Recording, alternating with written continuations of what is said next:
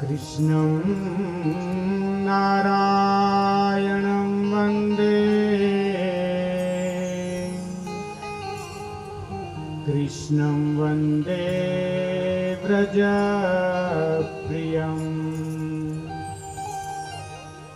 कृष्णं द्वैपायनो वन्दे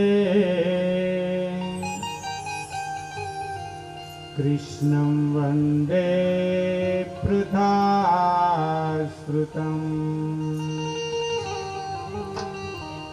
वासनात् वासुदेवस्य वाशितं भुवनत्रयम् सर्वभूतनिवासोऽसि वासुदेव नमोस्तुते।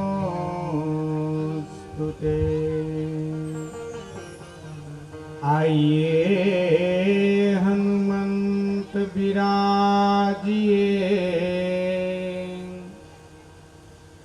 कथा कहो मति अनुचार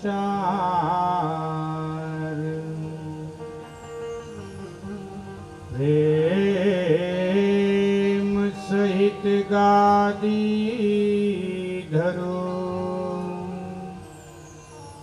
पधारिए पवन कुमार। बोलो गिरिराज सद्गुरु देव की जय। श्री पवन मंद सुगंध शीतल मंदिर शोभितम्। श्री पवन मंद सुगंध शीतल मंदिर शोभितम्। श्रीनिकट गंगा बहत निर्मल श्री बद्रीनाथ नारायणम्। श्रीनिकट गंगा बहत निर्मल श्री बद्रीनाथ नारायणम्। श्री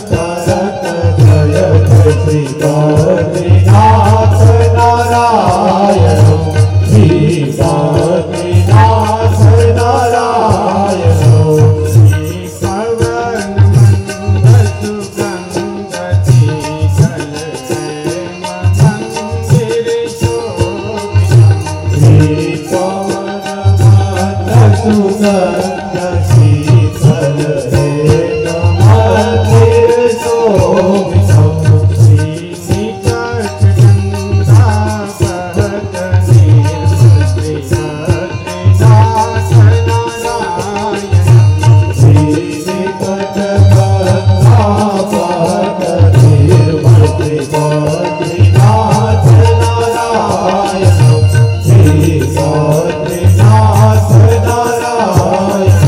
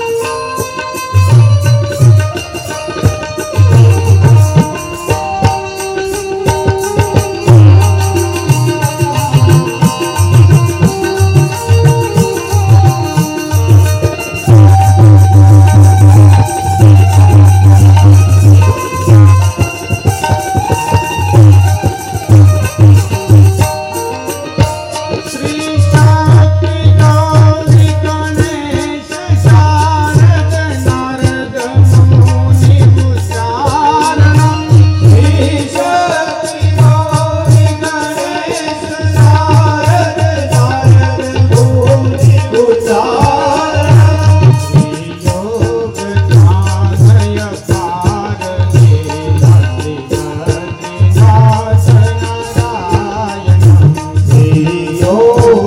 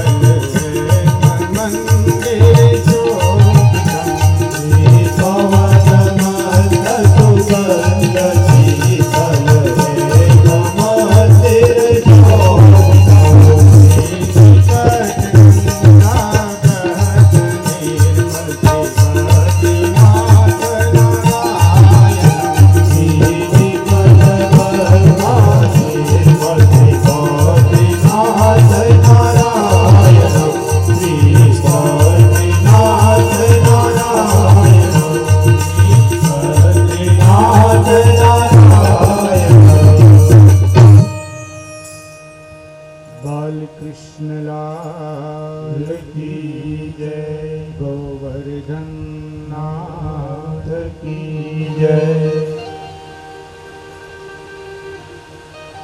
બપોરની કથામાં આપણે જોયું કે અસ્વસ્થતામાં એ બ્રહ્માસ્ત્ર છોડ્યું. ભગવાને સુદર્શન ચક્રથી તેનું નિવારણ કર્યું.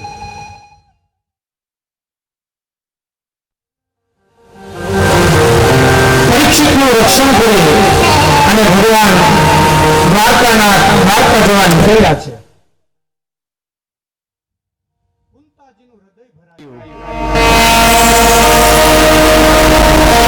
મારે શ્રી કૃષ્ણ મારાથી દૂર ન જાય.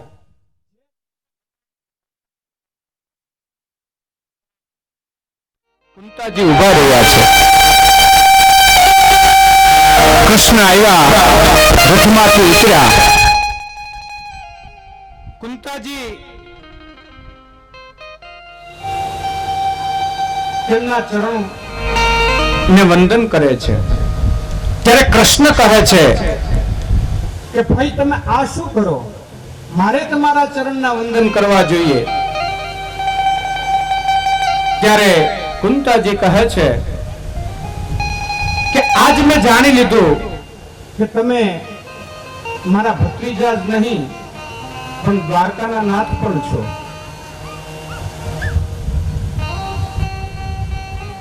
કુંતાજી ભગવાનની સ્તુતિ કરે છે કે હે પ્રભુ, અમને તમે સુખી કર્યા છે, અમને કેવા કેવા દુઃખમાંથી ઉગાર્યા છે,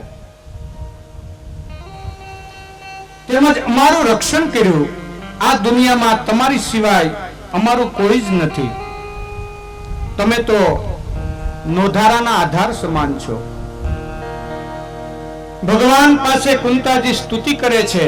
તેને ભાગવતમાં કુંતા સ્તુતિ તરીકે ઓળખવામાં આવે છે. કુંતાજી કહે છે કે હે નાથ, હું વિધવા થઈ, મારા બાળકો નાના હતા ત્યારે તમે જ મારું રક્ષણ કરેલું. આપના ઉપકારો અનંત છે, તેનો બદલો વાળી શકાય તેમ નથી. આપના ચરણમાં વારંવાર વંદન છે. હે નાથ, અમારો ત્યાગ ન કરો. તમે દ્વારકા પધારો છો, પણ મને એક વરદાન માગવાની ઈચ્છા છે. તે આપો અને પછી જાઓ. કુંતાજીએ જેવું માંગ્યું એવું આજ સુધી દુનિયામાં કોઈએ નથી માંગ્યું અને માગશે પણ નહીં. કુંતાજીએ જેવું માંગ્યું એવું કોઈ માંગ્યું નથી અને માગશે પણ નહીં. શું માંગ્યું? કે વિપદા સંતુન શાશ્વત. હે જગતના ગુરુ, અમારા જીવનમાં ડગલાને પગલે વિપત્તિઓ અને દુઃખ આવતા રહે. કુંતાજી આવું માંગ્યું છે. શ્રી કૃષ્ણ કહે કે તમે આ શું માંગ્યું? તમે શાન ભાન તો ભૂલ્યા નથી ને? ત્યારે કુંતાજી કહે ના, મારી શાન પણ ઠેકાણે છે અને હું ભાનમાં પણ છું. પણ હે પ્રભુ, જો દુઃખ આવે ને તો તમારું સ્મરણ રહે. દુઃખમાં તમને તમારું સ્મરણ રહે, તમને યાદ કરીએ. કુંતાજી દિન બન્યા છે કે હે નાથ, જેવું માંગુ છું તે યોગ્ય છે. દુઃખમાં નારાયણનું સ્મરણ થાય છે, તેને દુઃખ કેમ કહેવાય? વિપત્તિમાં તમારું સ્મરણ થાય તેને હું સંપત્તિ માનું છું. અને હે પ્રભુ, તમે તો અમારા આધાર છો. તમારા શરણમાં અમે રહીએ છીએ, એ જ અમારી અભિલાષા છે. કુંતાજી ભગવાનની સ્તુતિ કરે છે. मेरो तो आधार श्री श्याम के चरणारविंद,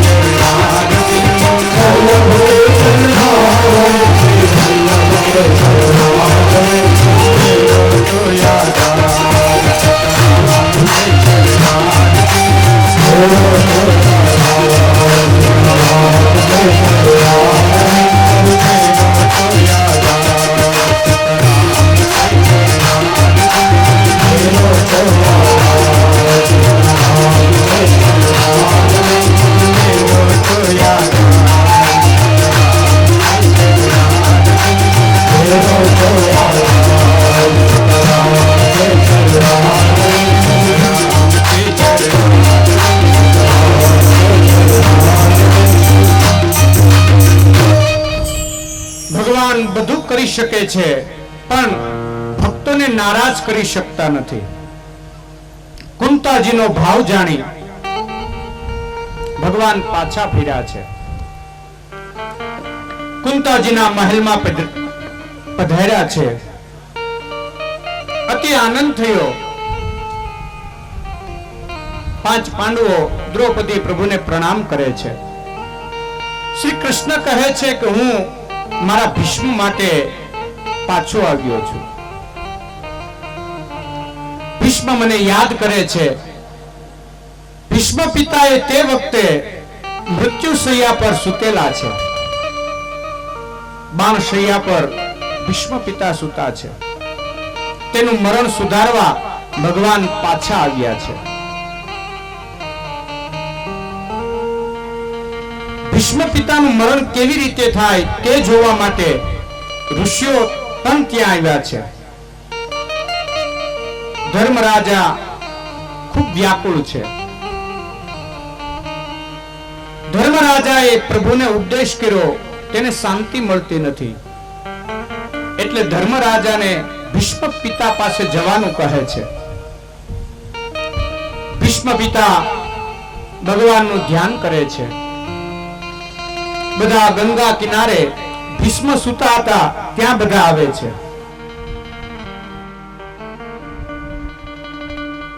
ભીષ્મ પિતા ભગવાનનું ધ્યાન કરતા કહે છે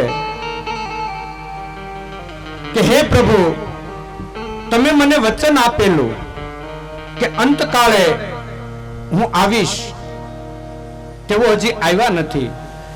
નારાયણના દર્શન કરતા હું પ્રાણનો ત્યાગ કરીશ, આમ વિચારે છે. તે વખતે ધર્મરાજા ત્યાં આવ્યા છે.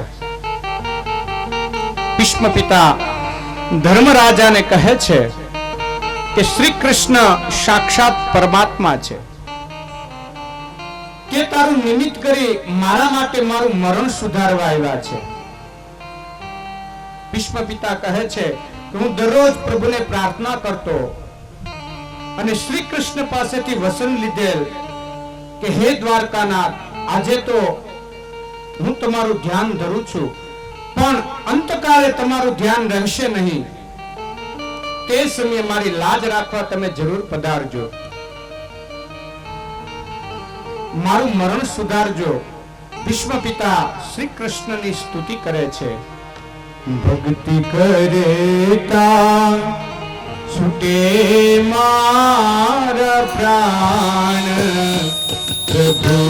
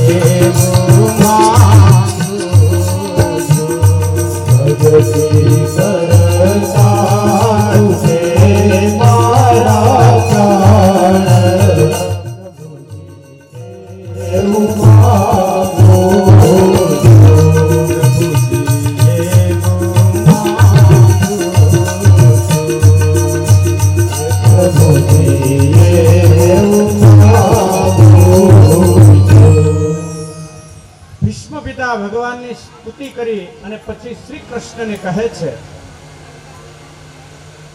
કે દાદા, આ ધર્મરાજાને થાય છે કે મારા લીધે બધાય મર્યા છે.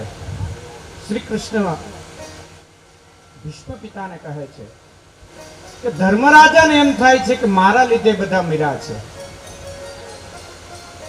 સર્વનો વિનાશ મારે કારણે થયો છે, તેમને શાંતિ મળે એવો ઉપદેશ કરો.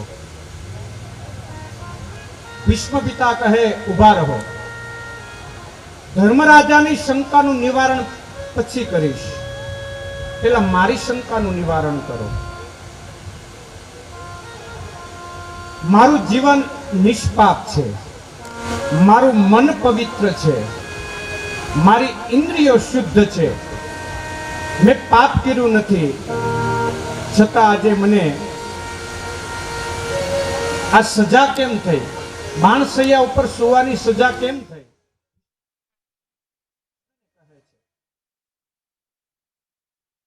અતિશય વેદના થાય છે, હું પાપ રહિત છું.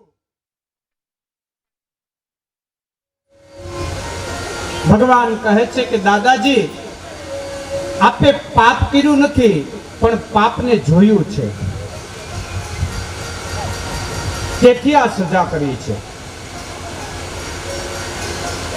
પાપ વખતે તમારી હાજરી અને તે વખતે તમારું મૌન એ પણ પાપ છે. માટે કોઈનું પાપ જોશો નહીં કે સાંભળશો નહીં, કોઈના પાપ વિશે પણ વિચારશો નહીં, તો પણ તમને પાપ લાગશે. એક બ્રાહ્મણ વિદ્યાભ્યાસ માટે જતો હતો.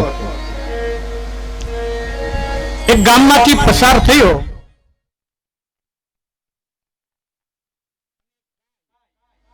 આગળ દોડતી દોડતી ગઈ. તેની પાછળ એક કસાઈ હતો. કસાઈ આવીને આ બ્રાહ્મણને પૂછ્યું કે અહીંથી ગાય જતા જોઈ છે? એટલે બ્રાહ્મણે કીધું કે હા, પેલી ગલીમાં ગઈ છે. અને 20 વર્ષ પસાર થઈ ગયા. બ્રાહ્મણ વિદ્યાભ્યાસ પૂર્ણ કરી અને પાછો આવતો હતો.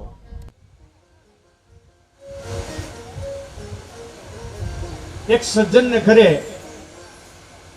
રાતવાસો કર્યો. રાત્રે સુતા હતા, એમાં તેની પત્ની ઊભી થઈ અને પોતાના ધણીનું માથું કાપી અને બ્રાહ્મણ પેલા ઓલા ખડિયા રાખતા, એ ખડિયામાં એનું માથું મૂકી દીધું. બ્રાહ્મણને તો કઈ ખબર નહીં.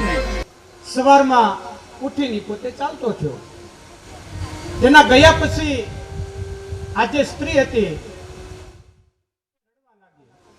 આજુબાજુ વાળા બધાને બોલાવ્યા અને કીધું કે પેલો બ્રાહ્મણ આવેલો ને, તેને મારા પતિનું મસ્તક કાપી અને પોતાની સાથે લઈને ગયો છે.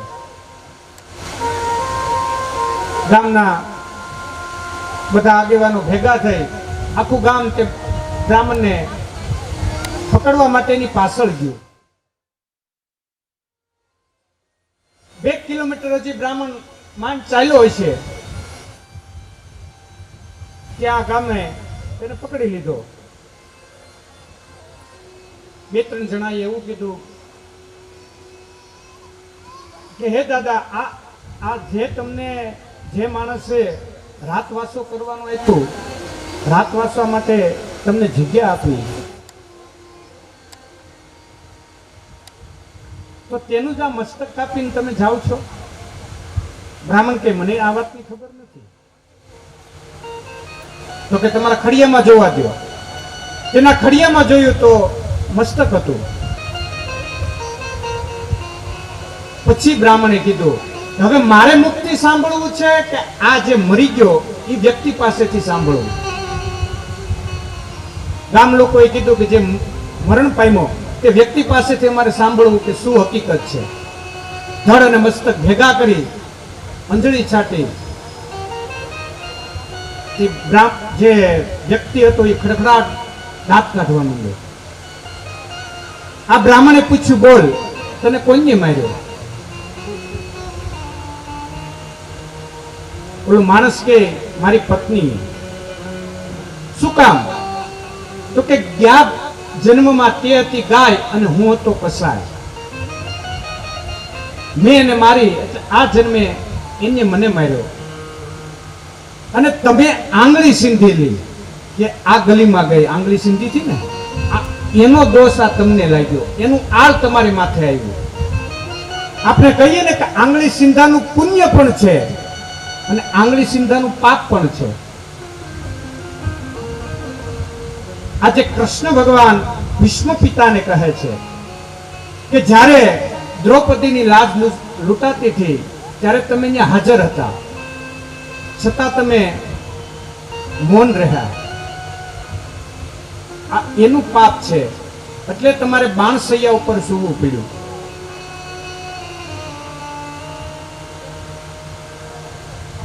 ભીષ્મ પિતા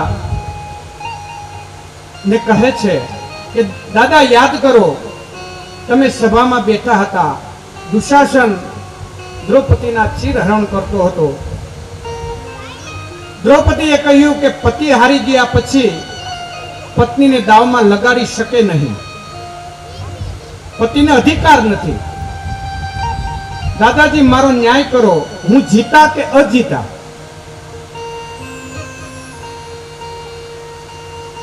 તે વખતે તમે કહેલું કે દુર્યોધનના અન્ન ખાવાથી મારી બુદ્ધિ બહાર મારી ગઈ. અન એવા વટકાર આપણે કહીએ ને કે જેવું અન્ન ખાય એવા વટકાર આવે. એક માણસ એક રાજા પાસે આવ્યો, આવીને કીધું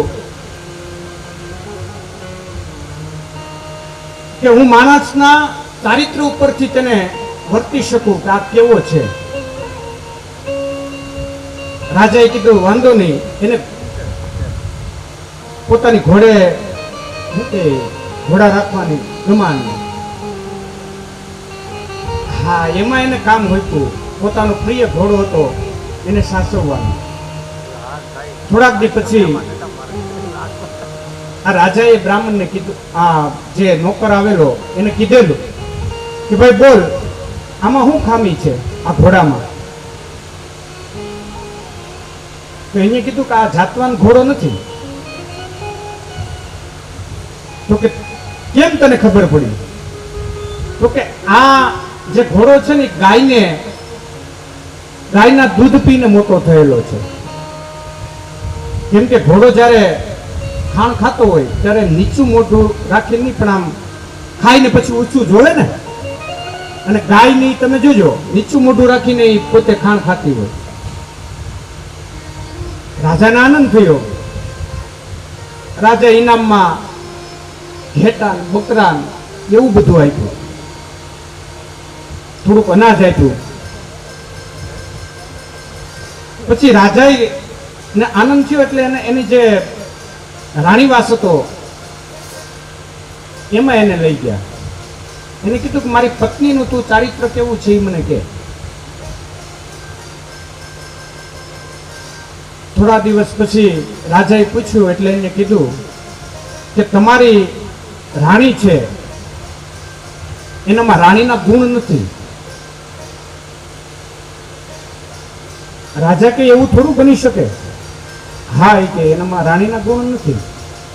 એના સાસુને બોલાવવામાં આવ્યા રાજાના. પૂછ્યું કે તમારી દીકરી? તો કે હા, એને મેં બીજા પાસેથી ખોળે લીધેલી. જ્યારે તમારા લગ્ન નાનપણમાં નક્કી થતા ને ત્યારે મારી પુત્રી મરણ પામેલી એટલે મેં બીજી ખોળે લીધેલી. રાજાને આનંદ થયો. પછી રાજા એવું કીધું કે મારું તું જો, હું કેવો છું? તો કે અભય વસન આપો તો કહું. એ કે જા, તને અભય વસન છે.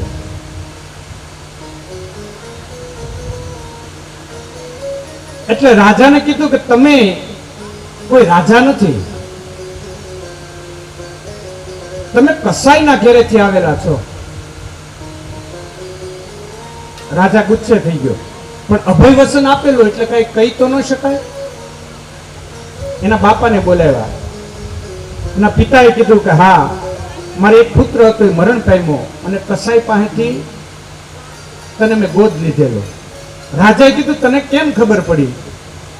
તો કે ભાઈ ઇનામમાં આપણે હીરા મોતી ઝવેરાત આ બધું આપીએ ને, આ તમે ઘેટા ને બકરા મોકલ્યા, આ તમારા લોહીના ગુણ છે. અને એવા ઓટકાર. એટલે આજે ભીષ્મ પિતા એમ કહે છે કે મેં દુર્યોધનના ઘરનું અન્ન ખાધું એટલે મારી બુદ્ધિ બહાર મારી ગયેલી. દ્રૌપદીનો પુકાર સાંભળી હું ત્યાં ગુપ્ત રૂપે આવેલો. હું બધું જોતો હતો, તમે પણ જોતા હતા. તમને આ સજા થાય. ભીષ્મ પિતાએ ભગવાનને નમન કર્યું અને તેમની સ્તુતિ કરી. ભીષ્મ પિતા તે પછી ધર્મરાજાને ઉપદેશ કરે છે. સ્ત્રી ધર્મ, આપ ધર્મ, રાજધર્મ, મોક્ષ ધર્મ વગેરે સમજાવ્યા છે. પછી પરમ ધર્મ બતાવ્યો. પછી ભીષ્મ પિતા ભગવાનને વંદન કરીને કહે છે કે હે ભગવાન, હું તમારો છું અને તમારે શરણે આવ્યો છું. પછી ભીષ્મ પિતા ઉત્તરાયણમાં દેહનો ત્યાગ કરે છે. ઉત્તરાયણ એટલે આપણે મકર સંક્રાંતિ કહીએ ને તે ઉત્તરાયણ. ઉત્તરના જ્યારે સૂર્ય થાય અને સૂર્ય મેષ રાશિમાં પ્રવેશ કરે એટલે મકર સંક્રાંતિ કહીએ આપણે.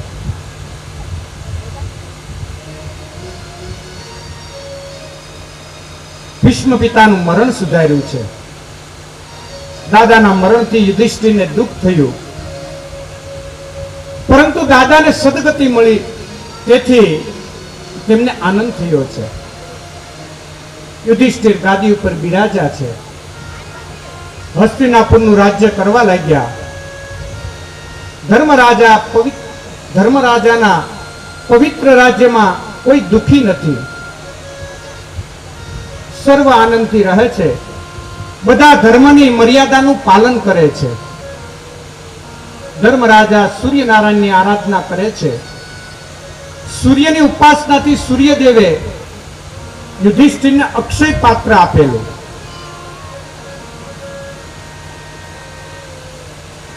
યુધિષ્ઠિરની ગાદી ઉપર બેસાડી શ્રી કૃષ્ણ દ્વારકા પધારે છે. દ્વારકાના લોકો રથયાત્રાના દર્શન કરે છે. નગરજનો કહે છે કે આપની કૃપાથી સર્વ સુખ છે, એક દુઃખ હતું આપના દર્શન કરવાનું. ભગવાન અનેક સ્વરૂપો ધારણ કરી એકી સાથે 16,000 રાણીઓના મહેલમાં પધાર્યા છે. તે વખતે કામદેવ લડવા આવ્યો. કામદેવે શ્રી કૃષ્ણને કહ્યું કે રાસલીલામાં મારી હાર થઈ છે. તે વખતે કૃષ્ણ તમે બાળક હતા. આજે સુંદર યુવતીઓ સાથે સેવા કરતી હોય તે વખતે મારે તમારી સાથે લડવું છે. હાવભાવથી રાણીઓએ શ્રી કૃષ્ણને પ્રસન્ન કરવા પ્રયત્ન કર્યો, પણ શ્રી કૃષ્ણ અજય રહ્યા, કારણ કે તે પરમાત્મા છે. સુખજી કહે છે કે હે શૌનકાદિ, શ્રી કૃષ્ણના ધ્યાન સ્મરણથી યુધિષ્ઠિર પિતા માફક રાજ્ય કરવા લાગ્યા. ગર્ભમાં પરીક્ષિતની બ્રહ્માસ્ત્રની બળતા કોઈ પુરુષનો આકાર દેખાયો. સોનાનું મુંગટ પહેરેલો, ઘનશ્યામ સ્વરૂપ, 4 ભુજાવાળા, બ્રહ્માસ્ત્રના તેજનો નાશ કરતા જોઈ આ શું છે એમ પરીક્ષિત રાજાએ તર્ક કર્યો છે. પછી 10 મહિના પૂર્ણ થયા. સર્વગુણ સંપન્ન શુભ ગ્રહ લગ્ન સમયમાં પાંડવ વંશને ત્યાં પરીક્ષિતનો જન્મ થયો. ભગવાન પોતે અંતર ધ્યાન થયા. બોલો પરીક્ષિત મહારાજ કી.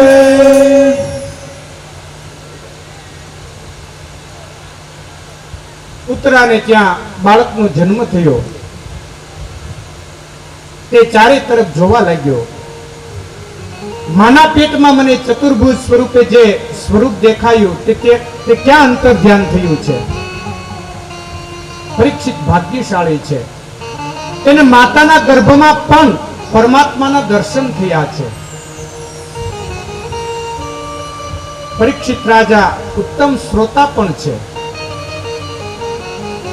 યુધિષ્ઠિરે બ્રાહ્મણોને બોલાવીને પૂછ્યું કે બાળક કેવો થશે? બ્રાહ્મણોએ કહ્યું કે સર્વગ્રહો દિવ્ય પીડા છે, પણ એક મૃત્યુનું સ્થાન જરા બગડેલું છે. તેનું મૃત્યુ સર્પદંશથી થશે.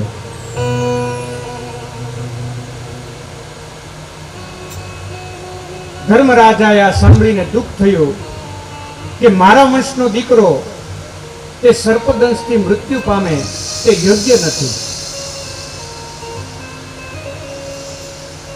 ત્યારે બ્રાહ્મણોએ આશ્વાસન આપ્યું કે સર્પદંશથી તેનું મૃત્યુ ભલે થાય પણ તેને સદગતિ મળશે. તેના બીજા બધા ગ્રહો સારા છે. આ જીવાત્માનો છેલ્લો જન્મ છે. 9મા સ્થાનમાં સ્વગૃહે ઉચ્ચ ક્ષેત્રનો બૃહસ્પતિ હોય તે ધર્માત્મા બને છે. પરીક્ષિત રાજા ધીમે ધીમે મોટા થાય છે. વિદુરજી તીર્થયાત્રા કરતા કરતા પ્રભાત ક્ષેત્રમાં પધાર્યા. ધર્મરાજા ગાદી ઉપર બિરાજ્યા છે. એક મારો ભાઈ ધૃતરાષ્ટ્ર ધર્મરાજાને ત્યાં ટુકડા ખાવા પીડ્યો છે. વિદુર કાકા પધાર્યા. ધર્મરાજા વિદુરજીનું સ્વાગત કરે છે.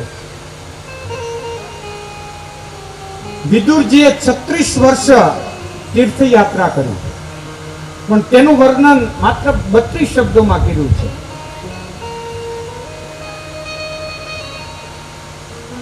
વિદુરજી ધૃતરાષ્ટ્ર પાસે આવે છે.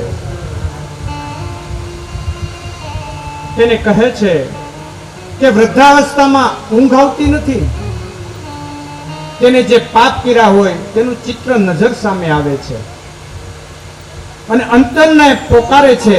ત્યારે હૈયા ઉપર હાથ મૂકી પોતાનું પાપ જાહેર કરવું જોઈએ. આપણે ગાઈએ છીએ ને, પૂછી જો અંતરને તારા, હૈયે મૂકી હાથ કહો ને ક્યાંથી રીજે માં કહો ને ક્યાંથી રીજે ઘનશ્યામ. પૂછી જો અંતરને તારા, પૂછી જો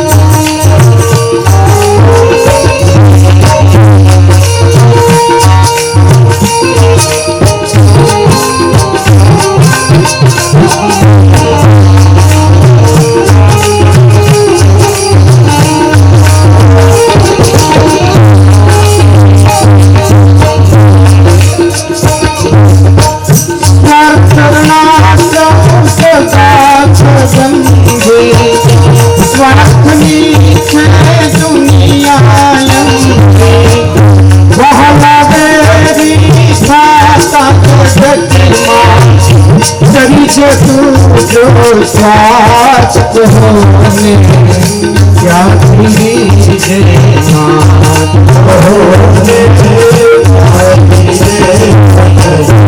આ સ્વાર્થના બધા સગા સંબંધીઓ, સ્વાર્થના સગા સંબંધીઓ, સ્વાર્થની દુનિયા અંગે આપણા વાલા હોય ને એ જ આપણા વેરી હોય.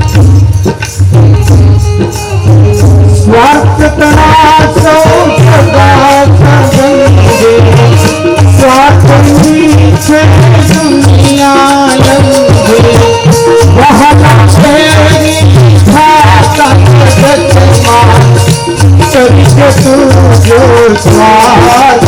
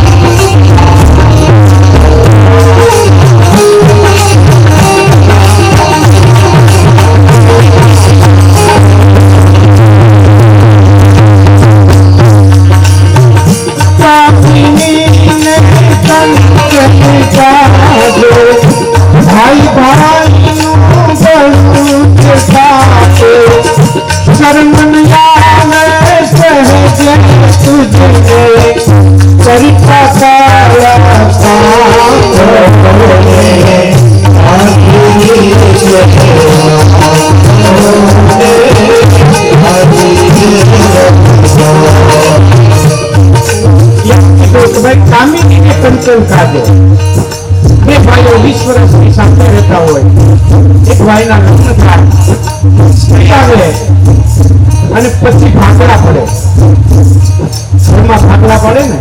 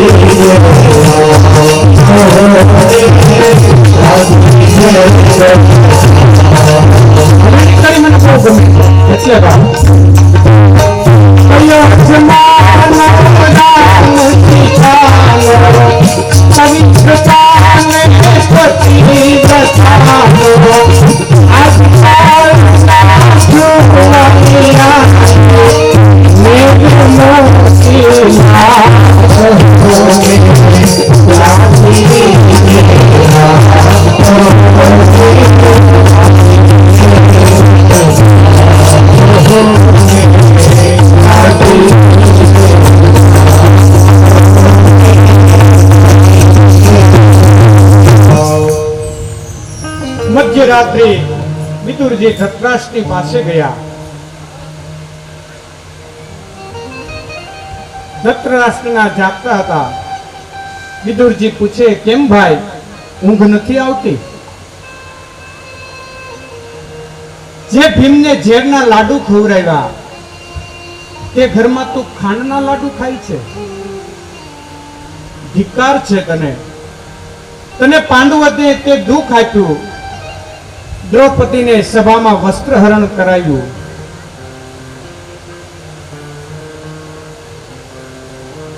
તને ધિક્કાર છે. તમે હવે પાંડવોને છોડી યાત્રા કરવા નીકળો. ધૃતરાષ્ટ્ર કહે છે કે ભત્રીજા મારું બહુ ધ્યાન રાખે છે. યાદ કરો ભાઈ, પાંડવોને મારવા તમે કેટલા પ્રયત્નો કર્યા. ધૃતરાષ્ટ્રને કહે છે વિદુરજી, ધર્મરાજા ધર્મી છે, તેથી તે તમને અપકારનો બદલો ઉપકારથી આપશે. મને લાગે છે કે થોડા દિવસમાં પાંડવો પ્રયાણ કરશે અને આ પાછી રાજગાદી તમને સોંપશે. તું રાજગાદીનો મોહ છોડી નહીં શકે, માટે સમજી જા અને ચાલ મારી સાથે. આજે રાત્રિના સમયે વિદુરજી ધૃતરાષ્ટ્રને લઈને જાય છે. ગાંધારી પણ સાથે છે. સપ્ત તીર્થોમાં આવ્યા છે. સવારે યુધિષ્ઠિર ધર્મરાજા ધૃતરાષ્ટ્રના મહેલમાં આવ્યા. કાકા દેખાતા નથી. ધર્મરાજા વિચારે છે કે અમે તેના 100 પુત્રને મારી નાખ્યા એટલે તેને આત્મહત્યા કરી હશે. જ્યાં સુધી કાકા કાકીનો પત્તો ન લાગે ત્યાં સુધી મારે પાણી અગ્રાસ છે. તે સમયે ત્યાં નારદજી પધાર્યા. ધર્મરાજાને કહે છે, ધર્મરાજા તેને કહે છે કે મારા પાપે કાકા ચાલ્યા ગયા. નારદજી ધર્મરાજાને સમજાવે છે કે ધૃતરાષ્ટ્રને સદગતિ મળવાની છે, તેની ચિંતા ન કરો.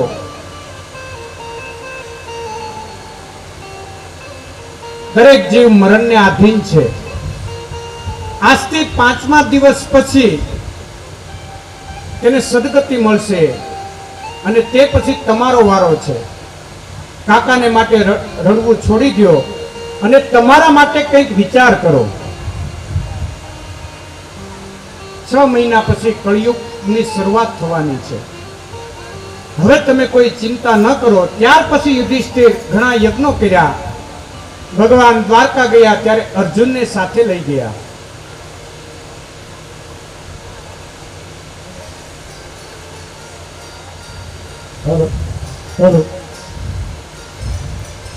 આજની ભાગવત જ્ઞાન યજ્ઞના બીજા દિવસના બીજા સત્રમાં પધારેલા તમામ યુવાન મિત્રો સૌ ભાઈ પ્રત્યે જાહેરાત છે બાપ કે બહાર ઉભેલા તમામ ભાઈઓને નમ્ર વિનંતી, આપણે સૌનું કાર્ય છે.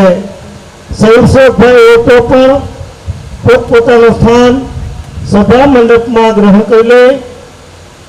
કોઈ પણ યુવાન મિત્ર કામ સિવાય બહાર ઉભા ન રહે. વીર બજરંગ સેવા સમિતિ સુરત દ્વારા ખૂબ સરસ આપણા સૌની માટે બેસવાની વ્યવસ્થા કરેલી છે. તો દરેકને નમ્ર વિનંતી બાપ કે આપનું સ્થાન સભા મંડપમાં લઈ લો.